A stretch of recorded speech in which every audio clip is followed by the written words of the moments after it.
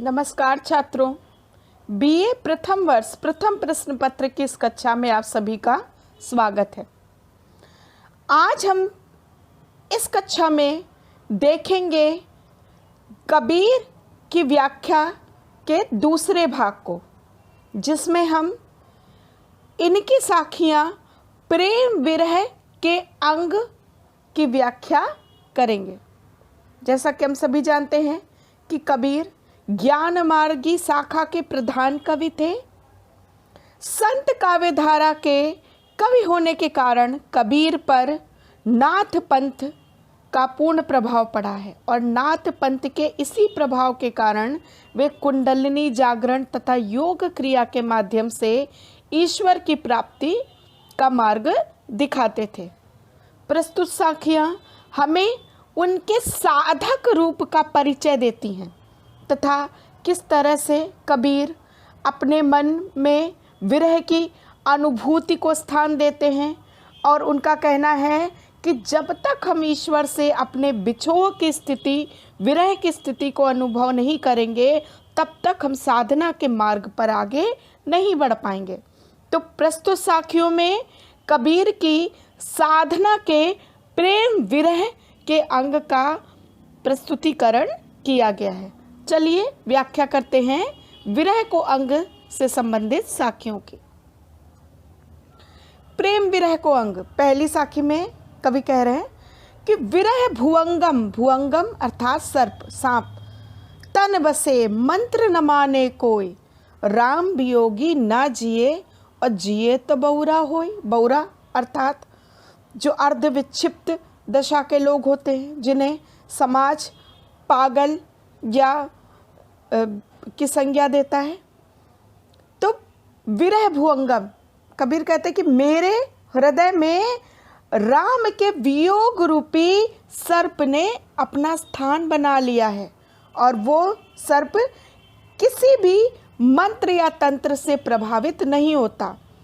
कि हमारे समाज में मान्यता है ना कि अगर किसी व्यक्ति को सर्प डस लेता है तो जो सर्प पकड़ने वाले हैं या तरह तरह के तांत्रिक जो हैं वो मंत्रों के प्रयोग द्वारा उस सर्प का विष उतार देते हैं, उसको अपने अधिकार में कर लेते हैं। परंतु कबीर के अंदर जो राम के वियोग रूप का सर्प है, उस पर किसी भी मंत्र या वशीकरण का प्रभाव नहीं हो रहा है, वो कोई भी मंत्र नहीं मान रहा है। और कबीर आगे इसी तथ्य को स्पष्ट करते कहते हैं कि राम वियोगी ना जिए, कि वो व्यक्ति जिसने अपने मन में, अपने हृदय में राम की विरह व्यथा का अनुभव कर लिया है, वो इस समाज के साधनों को स्वीकार नहीं कर पाता, अर्थात इस समाज की लोक चाल रीति के अनुसार वो अपना जीवन नहीं यापन कर पाता है। उसके मन में तो सिर्फ एक ही ललक रहती है अपने राम से मिलन की, अपने राम से पूर्णता प्राप्त करने की। तो राम वियोगी ना जिए और जिए तो बौरा होई। कबीर कहते हैं कि राम का वियोग जिसने अनुभव कर लिया, जिसने राम से अपने अलगाव को, बिछोह की स्थिति का प्रत्यक्षीकरण कर लिया है, वो इस संसार की लोक रीति चाल के अनुसार जीवन यापन नहीं कर पाता। और अगर जीवन यापन करता भी है तो समाज उसे विक्षिप्त घोषित कर देता है, अर्थात समाज वाले उसकी स्थिति को नहीं समझ पाते। तो इस तरह से बड़ी सुंदर ही उपमा दी है उन्होंने अपने विरह को अभिव्यक्त करने की। विरह की जो दशा है, विरह की जो उनके मन में भरी हुई है छटपटाहट, उसको अभिव्यक्त करने की। अगली साखी में कबीर कह रहे हैं कि विरह भुवंगम पैसी करी, किया करे जे घाव, साधु अंग न मोड़ ना, ज्यो भावे त्यों खाऊं।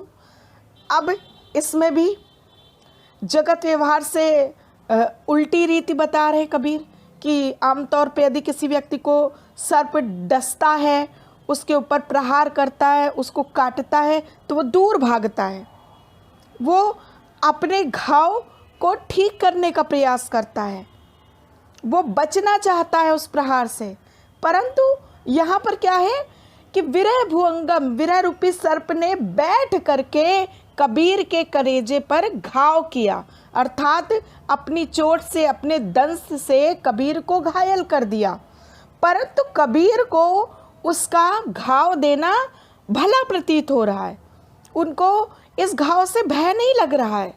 तो कबीर कह रहे साधु अंग न मोड़ना, ज्यों भावे त्यों खाऊं, कि जगत के लोग यदि उन पर विरह रूपी सर्प आघात करता है तो वो उससे दूर बचने का, भागने का प्रयत्न करते हैं, बचने का प्रयत्न करते हैं। परंतु यहाँ पर साधु की यही पहचान है कि वो उस घाव से विचलित नहीं होता, बल्कि वो स्वयं को समर्पित कर देता उस विरह रूपी सर्प के आगे, कि वो जिस प्रकार से अच्छा लगे उस प्रकार से उसके ऊपर आघात करे, चोट करे और उसके कलेजे पर घाव कर करके उसको खाता रहे अर्थात उसके ऊपर प्रहार करता रहे। आशा ये है कि कबीर को जो भी प्रताड़ना, जो भी चोट मिल रही है विरह के द्वारा, वो उन्हें सुखद प्रतीत हो रही है, वो उससे बचने का प्रयास नहीं कर रहे हैं। अगली साखी है, अंबर कुंजा कुरलिया, गरज भरे सब ताल, और जिनते साहब बिछुड़ा तिनको कौन हवाल। यहाँ पर लोक प्रचलित आख्यान को सामने लाते हुए, उसका उदाहरण देते हुए कबीर कह रहे हैं कि अंबर कुंजा कुरलिया, कि क्रौंच पक्षी जिसको श्राप है कि वो रात में प्रेमी और प्रेयसी एक साथ नहीं रह पाते, तो रात में वो दोनों अलग हो जाते हैं। तो कबीर कह रहे हैं कि अंबर कुंजा कुरलिया, कि क्रौंच पक्षी जब एक दूसरे से अलग होते हैं तो वो एक दूसरे के वियोग को वर्णित करते समय गरज गरज के सारे ताल भर देते हैं, अर्थात उनके रोने से, उनके रुदन से मानो वर्षा के कारण सब ताल भर जाते हैं, उनको अपने वियोग का इतना अधिक कष्ट होता है। परंतु जिनते साहब बिछुड़ा तिनको कौन हवाल, फिर वो व्यक्ति जो साहब से अर्थात ईश्वर से अपने वियोग का अनुभव कर लेते हैं, भला उनके कष्ट की क्या सीमा होगी, कि उनका कष्ट जो है वो कितना बड़ा होगा, कितना उनको जो है वो अपने ईश्वर से बिलगाव खटक रहा होगा। तो यहाँ पर लोक प्रचलित उदाहरण का आश्रय लेकर के कबीर अपने विरह की अनुभूति को स्पष्टता प्रकट करते दिखाई दे रहे हैं। क्रौंच पक्षी का उदाहरण जग प्रचलित है, और उसी उदाहरण के द्वारा वो ईश्वर और साधक की आपसी विलगाव को प्रकट करें कि किस तरह से कष्टदायक है ईश्वर से अलग होना, ईश्वर से विरह का अनुभव करना। अगली साखी में कबीर कह रहे हैं कि चकुरी बिछरी रैन की, आई मिले परिभात, और जे नर बिछुरे राम से, ते दिन मिले न रात। अब यहाँ पे भी चकुआ और चकुवी अर्थात क्रौंच पक्षी का ही उदाहरण देते हुए कबीर कह रहे हैं कि क्रौंच पक्षी को श्राप मिला है कि रात्रि में प्रेमी और प्रेमिका एक दूसरे के साथ नहीं रह पाते, अर्थात दोनों को एक दूसरे से अलग होकर के रहना पड़ता है। तो चकुआ और चकुवी तो रात में बिछड़ते हैं, परंतु दिन में तो आकर के एक दूसरे से मिल लेते हैं।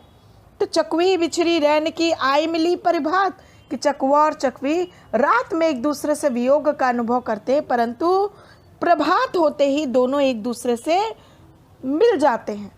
परंतु जे नर बिछड़े राम से, कि जो आत्मा राम से बिछुड़ी हुई है वो तो उससे न दिन में मिल पाती है और न ही रात में, अर्थात लंबी प्रतीक्षा और लंबी साधना के बाद ईश्वर की प्राप्ति होती है, मुक्ति मिलती है, साधना की परमावस्था पूरी तरह से प्राप्त होती है साधक को।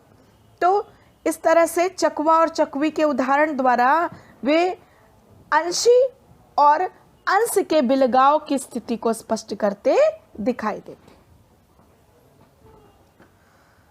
हौरे विरह की लाकड़ी सपचो ओ धुधवाई, छूट पड़ी या बिरहते जो सगली जर जाई, कि बिरह की लगड़ी जो है वो धीरे धीरे ही सुलग के धुधवाती है, और अगर विरह से वो अलग हो जाती है तो पूरी की पूरी जल जाती है, अर्थात समाप्त हो जाती है। यहाँ पर विरह का निरंतरता, विरह की निरंतरता को प्रकट कर रहे हैं कबीर, कि किस तरह से विरह व्यक्ति के मन में घर करके धीरे धीरे धीरे धीरे अपनी आँच से उसके पूरे व्यक्तित्व को प्रभावित करती है। अगली साखी में कबीर कह रहे हैं कि बिरहिन उठ भी परे दर्शन कारण राम, मुँवे दर्शन देओगे सो आवे कोने काम। कि विरहिणी आत्मा पूर्णतः अशक्त हो गई है विरह के कारण, कि वो उठती है और गिर पड़ती है, उठती है और गिर पड़ती है। किस कारण? दर्शन कारण राम, श्री राम के दर्शन के कारण।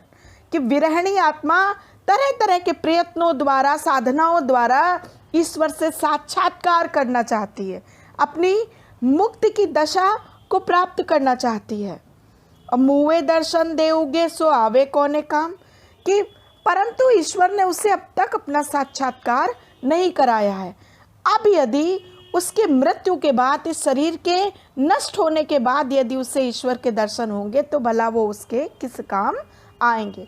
अर्थात यहाँ कबीर सहजा अवस्था की बात कर रहे हैं कि किस तरह से साधक जो है वो शीघ्र से शीघ्र सहजा अवस्था को प्राप्त करके ईश्वर का साक्षात्कार कर पाए।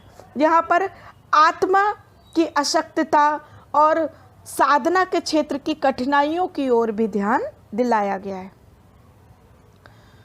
मुँहे पीछे मत मिली कहे कबीरा राम, लोहा माटी मिल गया तब पारस कोने काम।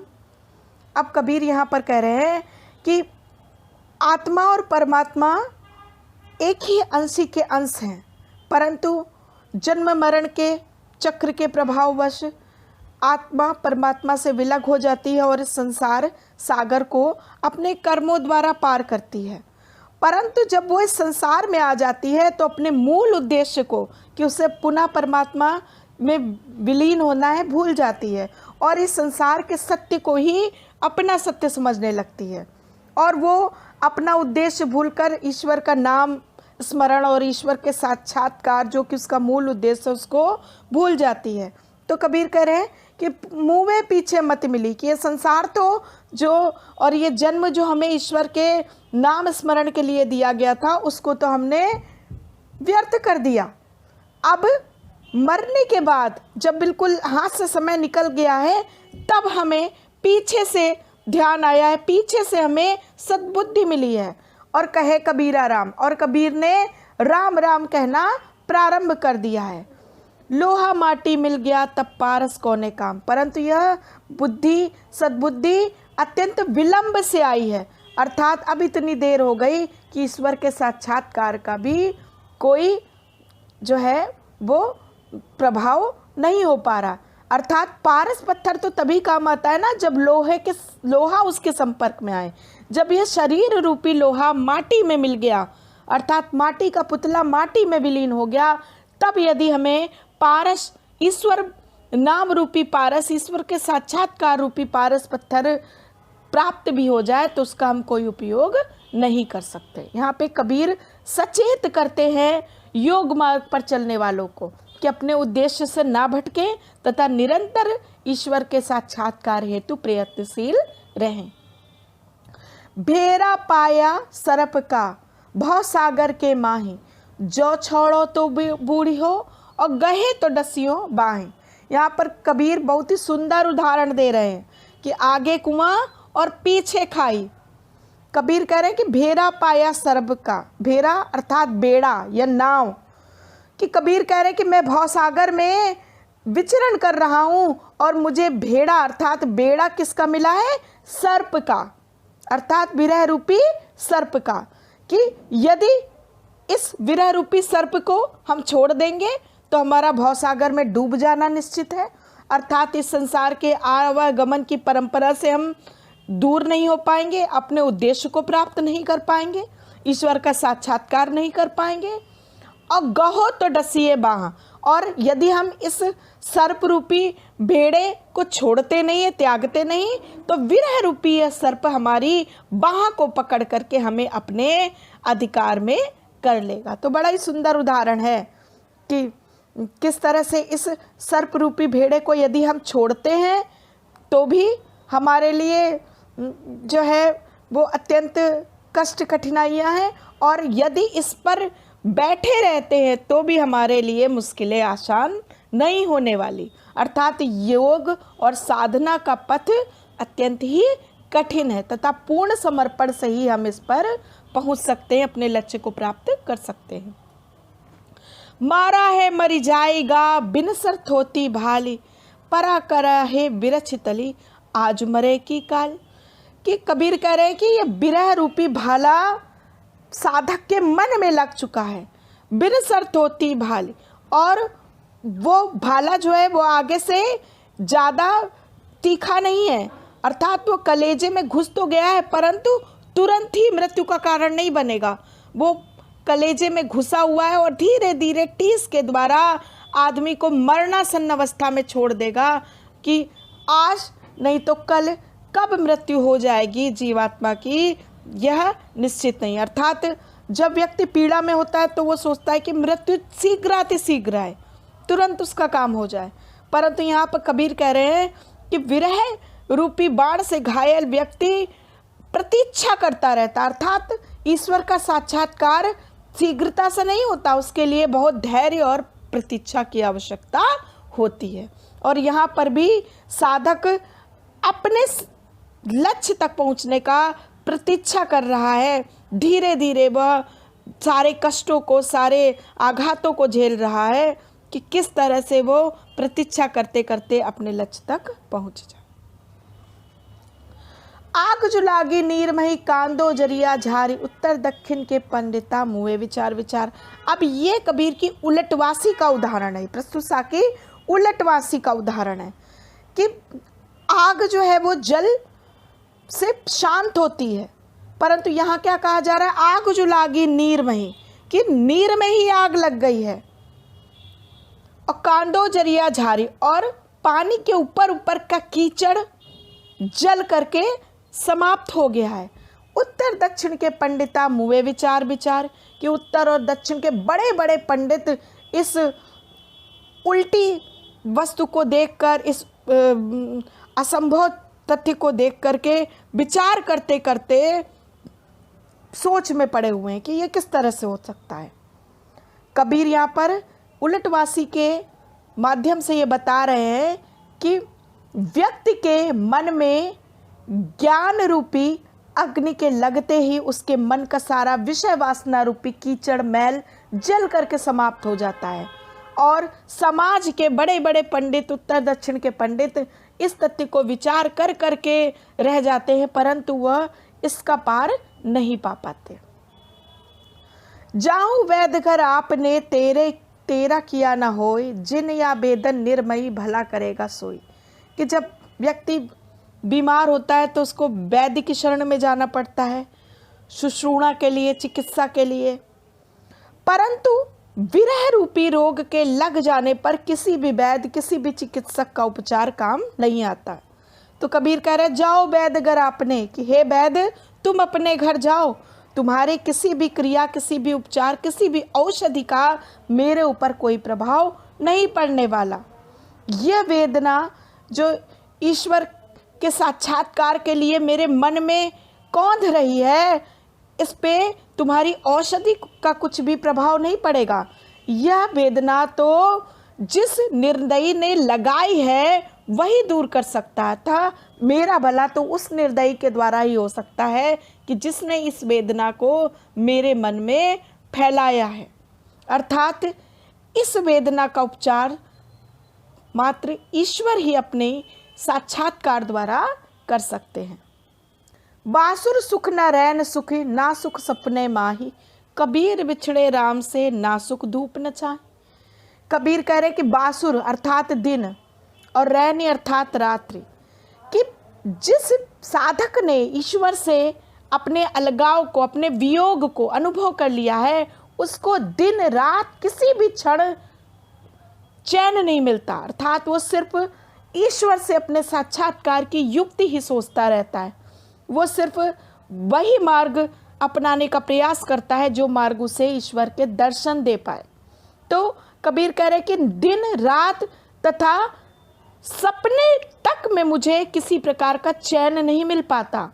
कबीर कह रहे कि जो नर बिछड़े राम से ना सुख धूप न छाँव, कि जो साधक श्री राम से वियोग की अनुभूति कर लेते हैं, उन्हें सुख और दुख किसी भी स्थिति में, धूप अर्थात दुख, सुख और छांव अर्थात सुख, कि उन्हें सुख और दुख किसी भी चीज़ की अनुभूति नहीं होती, उन्हें किसी भी अवस्था में चैन और सुख की अनुभूति नहीं होती। वो दिन रात सिर्फ ईश्वर से साक्षात्कार के विषय में ही सोचते रहते। अब अंतिम साखी बहुत ही महत्वपूर्ण है कबीर के मत को स्पष्ट करने के लिए, कबीर के मन में, कबीर पंथियों के मन में विरह की महत्ता को समझने के लिए। कबीर कह रहे विरहा विरहा मत करो, बिरहा है सुल्तान, और जे घट बिरह न संचरे, सो घट सदा मसान। मसान अर्थात शमशान, शवग्रह। कि बिरहा बिरहा मत कहो। लोग कहते हैं कि बिरहा जो है वो अच्छी चीज़ नहीं है, वियोग का कष्ट अत्यंत व्यक्ति को जो है वो कष्ट देने वाला है। परंतु कबीर कह रहे हैं कि बिरहा बिरहा मत कहो, बिरह की अवहेलना मत करो। बिरहा तो सुल्तान है अर्थात श्रेष्ठ है, राजा है। और जे घट विरह न संचरे, सो घट सदा मसान।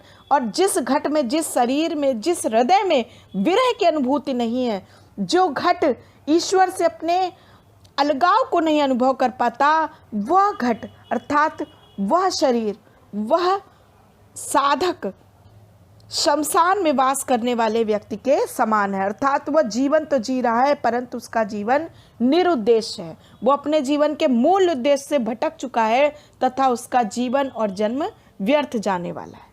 तो इस तरह से संपूर्ण साखियों में हमने देखा कि कबीर ने बड़े ही सुंदर ढंग से योग मार्ग की कठिनाइयों को, योग मार्ग के महत्वपूर्ण तथ्यों को हमारे सामने स्पष्ट किया है। धन्यवाद।